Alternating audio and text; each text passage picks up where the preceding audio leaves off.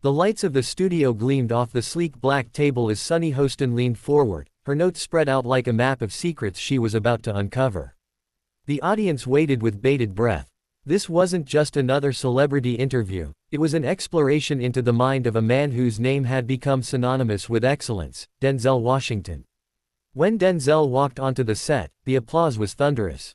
But behind that warm smile and calm grace lay a story of grit, pain, faith, and unbelievable determination, a journey Sunny was determined to expose in its rawest form.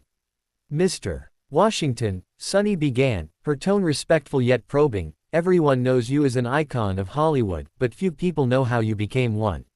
I want to start from the beginning. What drove you? Denzel chuckled softly, glancing down as though replaying memories buried deep in time.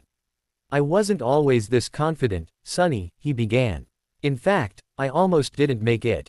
I was just a kid from Mount Vernon. I didn't know what I wanted, but my mother did. She told me, Denzel, you're going to preach or perform. Either way, you're going to touch people's hearts. The studio fell silent. The audience could feel that this wasn't scripted Hollywood charm, this was a man speaking truth. Sunny leaned in. And yet, even after early fame, you've always stayed grounded. How? He smiled again, that trademark Washington calmness mixed with conviction. Because success without purpose is just noise. I never chased money. I chased meaning. Sunny turned to the camera, her voice steady but emotional. What most people don't know, she said, is that Denzel Washington turned down multiple multi-million-dollar deals early in his career, simply because he didn't want to compromise his integrity. The crowd gasped. Denzel nodded quietly. Yeah, he said. There were roles that would have made me rich overnight. But I couldn't play something that disrespected who I was or what I believed in. I've always believed, if you stand for nothing, you'll fall for everything. Then came the real shocker. Sunny held up a photo, a faded, yellowed picture of a small church in New York. This is the church where you first found your voice, right? Denzel's expression softened. Yes. I was 16. I used to help my mom clean that church. One day, a woman from the congregation looked at me and said, "Young man, you're going to travel the world and speak to millions." I laughed at her, but she looked me dead in the eye and said, "Prophesy can't be ignored." Years later, when I stood on stage at the Oscars, I thought of her words. The audience erupted into applause. Sunny herself was visibly moved. But you've also faced dark moments, she pressed. What was the lowest point of your life? For a moment, Denzel was silent. His gaze drifted across the studio floor as though searching for the right words. Finally, he said, the hardest thing wasn't rejection or failure. It was losing myself to fame for a short while. I got caught up in being Denzel Washington, instead of just being Denzel. My wife, Pauletta, she pulled me back. She reminded me of who I was. I owe everything to her and to God. Sunny nodded respectfully. Faith seems to be a big part of your success. It's the only part, he said. Without faith, I'd be lost. Every morning, I read my Bible. Every day, I thanked God for breath, for work, for people who believe in me. I tell young actors all the time, talent will open doors, but character will keep them open. There was a long pause. The kind of silence that carried more meaning than applause ever could. Then Sunny said quietly, you've donated millions to scholarships, built theaters, supported countless causes, yet you never brag about it. Why? Denzel smiled humbly. Because it's not charity. It's responsibility. If God blesses you, He expects you to bless others. I don't need headlines. I just need to sleep at night knowing I did right. As the interview neared its end, Sunny glanced at her notes again, one last shocking revelation she couldn't ignore. There's a story going around, she said slowly, that you were once told by a Hollywood executive that you'd never make it big because you were too intense, too serious, and too black for mainstream cinema. Is that true? Denzel laughed softly. Oh, that's true. He said, you'll never be a leading man. And I said, we'll see. Years later, that same man shook my hand at an awards ceremony and said, you proved me wrong. The studio burst into applause, some even standing. Sunny leaned back, smiling in awe. Denzel Washington, she said, you've proven that real success isn't about fame. It's about faith, integrity, and the courage to stay true to yourself. Denzel nodded, looking out toward the audience. If there's one thing I've learned, he said softly, it's this: fall forward. Because even if you fall, at least you're moving. The audience rose to its feet, applauding as the camera faded out. Sunny Hostin looked at Denzel one last time and whispered, "That's the kind of success story the world needs to hear." The applause from the first part of the interview slowly faded as the cameras rolled again. The studio lights dimmed to a softer tone. This wasn't just entertainment anymore. Sunny Hostin knew she was witnessing something deeper, something sacred. "Denzel," she began softly, "in part 1, you spoke about faith and staying grounded.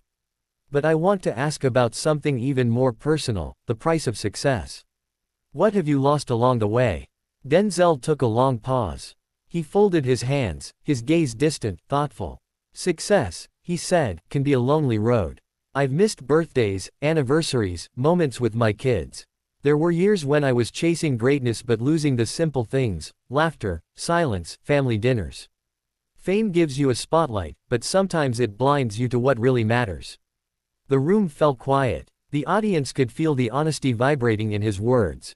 Sunny leaned closer, almost whispering, "Did you ever regret becoming Denzel Washington, the star?" He smiled faintly. "Never. But I've had to learn how to be Denzel Washington, the man. Stardom is temporary, legacy is eternal. The real question is, when the lights go off, who are you?" Sunny nodded, visibly moved. "That's powerful." Denzel continued, "See, I tell young people this: you can have it all, but you can't have it all at once. There's a season for everything. There was a time I had to sacrifice comfort for growth. Another time, I had to step back to rediscover my soul. God doesn't give you blessings without testing your patience first." Sunny flipped through her notes again. "One of your most famous speeches was about putting your slippers under your bed every night. It went viral. Millions watched it. Can you explain what that really meant?" Denzel chuckled warmly. "Oh yeah, people loved that one. What I meant was, when you get down on your knees to reach for your slippers in the morning, you might as well start the day with a prayer. Because when you kneel, you remind yourself of where your strength comes from. You're not in control, he is." The audience applauded again, many nodding in agreement. Sunny then said, "You're one of the few actors in Hollywood who's never had a major scandal, never been caught up in controversy. How do you maintain that discipline in a world that seems to thrive on chaos?" Denzel looked straight at her. "Discipline is everything. The world will tempt you every day: fame, ego, money. But you've got to guard your soul like it's gold. I've turned down scripts that were against my principles. I've walked away from rooms that didn't align with my spirit. Because at the end of the day, your name is all you've got. Protect it." Sunny smiled, impressed. "That's rare wisdom in today's world." He shrugged humbly. "Maybe. But I was raised old school. My mother used to tell me, 'Son, you can't pray for a harvest if you haven't planted seeds.' Everything I have today is because of the seeds I planted years ago: hard work, discipline, kindness." Then Sunny asked, "What would you say to your younger self, that 16-year-old boy cleaning the church floors, not knowing what his future held?" Denzel's eyes glistened slightly. "I'd tell him, don't rush. Don't worry if nobody sees you now. God's preparing you in the dark for the day He'll bring you into the light. Stay ready, stay humble, and when opportunity knocks, open the door with faith." The studio grew emotional. A few audience members even wiped tears from their eyes. Sunny took a deep breath. "You've inspired millions through your words and films. But what inspires you now?" Denzel smiled. "Service. That's what drives me now. Every time I meet a young actor, a student, or someone struggling, I see myself in them. My purpose now isn't just acting. It's passing the torch. If I can help one kid believe in themselves, that's success to me." Sunny leaned back, clearly touched. "So, what's next for Denzel Washington?" He laughed gently. "Peace. Simplicity. More time with my family, my wife, my grandkids. I've played kings and killers, heroes and villains, now I just want to play dad and granddad. Maybe direct a few more films that matter. But mostly, I want to live in gratitude." Sunny smiled warmly. "You've lived a life of purpose, Denzel. Not many can say that." He looked at her with sincerity. "I've made mistakes. I'm not perfect. But if I've done one thing right, it's that I never forgot who gave me the gift. Every award, every role, every blessing, it's all God's grace." That's the real success story. The audience stood up, clapping thunderously. Sunny Hostin wiped a tear and extended her hand. Thank you, Mr. Washington, for reminding us that success isn't about being seen, it's about being true. Denzel shook her hand firmly, his voice low but powerful as the show closed. Dream big, work hard, stay humble, and remember, fall forward. As the lights dimmed and the credits rolled, Sunny looked back at the empty chair where Denzel had been sitting moments ago. She whispered to herself, he didn't just tell a story. He gave us a lesson in living.